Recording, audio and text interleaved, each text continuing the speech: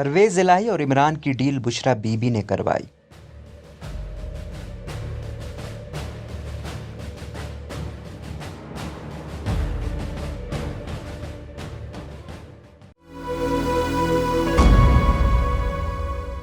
چودھری شجاعت حسین کے صاحبزادے چودھری صالح حسین نے انکشاف کیا ہے کہ چودھری پرویز الہی نے پی ڈی ایم کو چھوڑ کر عمران خان سے ہاتھ ملانے سے پہلے army chief general Qamar Javed Bajwa کو 2 مرتبہ فون کیا تھا، لیکن انہوں نے دونوں مرتبہ یہی جواب دیا تھا کہ یہ آپ کا اپنا سیاسی فیصلہ ہے، ہم سیاسی معاملات سے الگ ہو چکے ہیں اور آپ کو مشورہ دینے کی پوزیشن میں نہیں ہیں، لہٰذا آپ اپنا فیصلہ خود کریں۔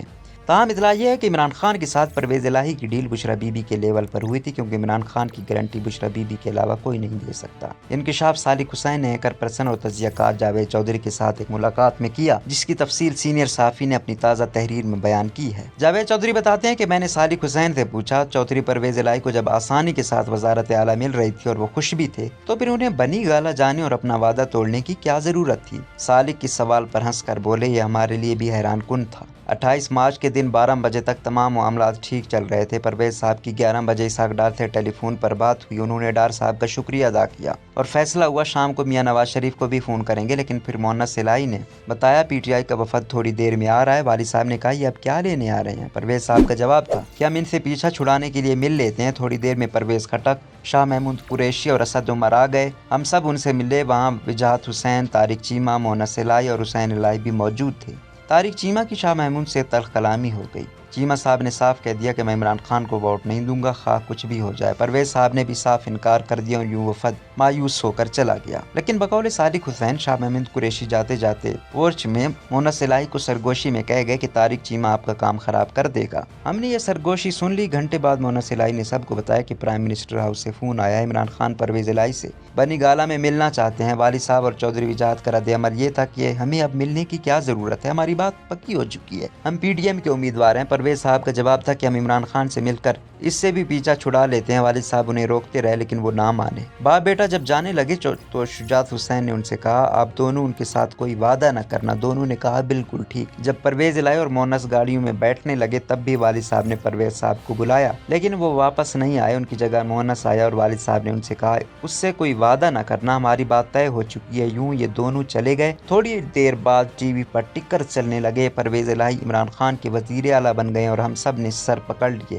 وجاہت صاحب شدید غصے میں تھے۔ پرویز صاحب واپس آ کر سیدھے اپنے کمرے میں گئے اور دروازہ اندر سے لاک کر کے سو گئے۔ وہ 10 بجے تک سوتے رہے۔ مونس الہی نے ہمیں قائل کرنے کی کوشش کی لیکن ان کے پاس کوئی ٹھوس وجہ نہیں تھی۔ پرویز الہی رات 10 بجے کمرے سے باہر آئے تو کافی پریشان اور مایوس نظر آئے تھے۔ وہ ہمارے سامنے صوفے پر ڈھیر ہو گئے اور سر جھکا لیا۔ شجاعت حسین نے ان کی طرف دیکھا تو انہوں نے صرف اتنا کہا، میں کنفیوز ہو گیا تھا، اور اس کے بعد خاموش ہو گئے۔ بہرحال چودھری ظہور الہی کا خاندان ٹوٹ گیا۔ بقول جاوید چودھری، میں نے صالح سے پوچھا کیا اس دن کسی کا فون آیا تھا جس کی وجہ سے پرویز الہی نے اپنا ارادہ بدل دیا؟ چودھری صالح حسین کا جواب تھا ہمارے علم میں ایسی کوئی بات نہیں، ہاں البتہ پرویز الہی صاحب نے 2 بار آرمی چیف کو فون کیا تھا۔ پہلے دن جب نون لیگ کا وفد ہمارے گھر آیا اور دوسرے دن جب پی ٹی آئی کے لوگ آئے تھے، میں نے پوچھا اور بات کیا ہوئی تھی؟ صالح حسین کا جواب تھا جنرل قمر جاوید باجوہ نے دونوں مرتبہ جواب دیا تھا یہ آپ کا اپنا سیاسی فیصلہ ہے، ہم سیاسی معاملات سے الگ ہو چکے ہیں، ہم آپ کو مشورہ دینے کی پوزیشن میں نہیں ہیں، آپ اپنا فیصلہ خود کریں۔ جاوید چودھری کہتے ہیں کہ میں نے صالح حسین سے پوچھا یہ بات ناقابل فہم ہے، پرویز الہی جب پی ڈی ایم کے وزیر اعلیٰ بن رہے تھے تو پھر وہ اچانک کیسے بدل گئے؟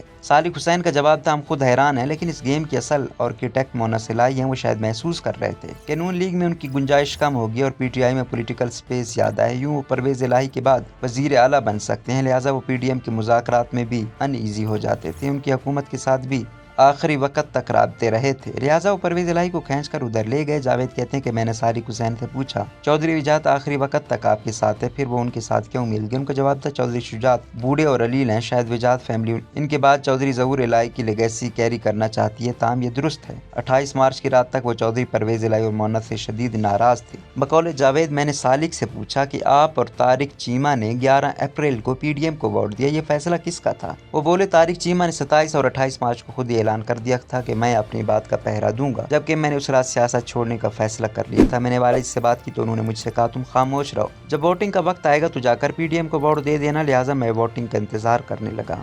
बकौल जावेद चौधरी उन्होंने सालिक से पूछा क्या फैमिली के अंदर पहले से इख्तलाफ थे या 28 मार्च वाहिद वजह बनी। उन्होंने तस्लीम किया खानदान के अंदर मसाइल चल रहे थे। शुजात साहब ने सियासत में परवेज़ इलाही की बच्चों की तरह तरबियत की। शुजात साहब ने उन्हें सियासत में एक तरह से गोद लिया और पूरी जिंदगी उन्हें अपने सगे भाइयों से ज्यादा इज्जत दी, लेकिन परवेज साहब और उनके बच्चों ने इस मोहब्बत का कभी भरम नहीं रखा। जावेद ने पूछा मसलन। सालिक बोले मसलन मियां चन्नू में हमारी शुगर मिल थी, वो ठीक ठाक चल रही थी। परवेज साहब की मंडी बहाउद्दीन की मिल नुकसान में जा रही थी। उन्होंने हमें कहा ये गंदा कारोबार है, इसमें बदनामी बहुत है, हम इससे निकल जाते हैं। हमने उनकी बात मान ली। उन्होंने हमारी चलती हुई शुगर मिल अपनी बंद होती शुगर मिल के साथ बेच दी और अपनी नई और बड़ी शुगर मिल लगा दी। हमारी वालिदा परवेज साहब की बहन है। ताम हमारे माबैन कई ऐसे इशूज़ मौजूद थे, लेकिन मैं उनका जिक्र नहीं करना चाहता।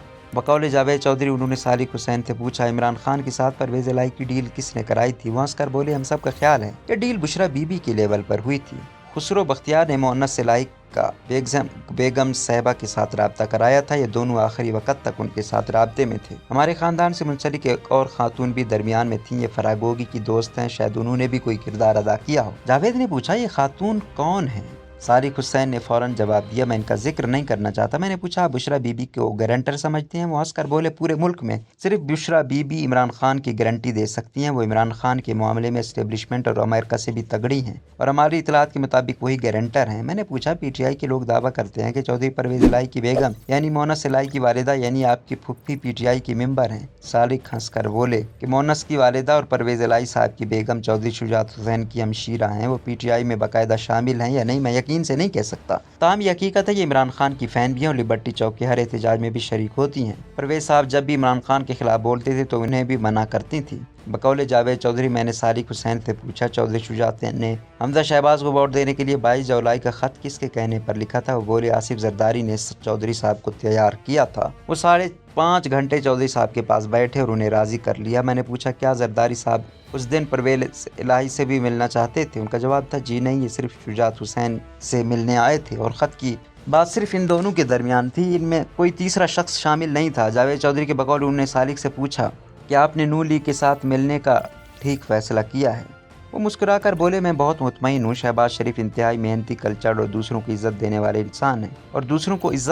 इंसान है। वो इज्जत हमें इमरान खान से नहीं मिली थी। मोहन्नस ने मुझे एक दिन कहा था नून लीग वाले जिस दिन तुम्हें छित्तर मारेंगे तुम्हें उस दिन हमारी बातें याद आएंगी, लेकिन यहाँ मामला बिल्कुल मुख्तलिफ है। मुझे काम करने का मौका भी मिल रहा है और इज्जत भी है। दूसरा हमने अपनी बात का भरम रखने के लिए अपने खानदान की कुर्बानी दे दी, मगर हम वादे से नहीं फिरे, लिहाजा हम मुतमईन हैं।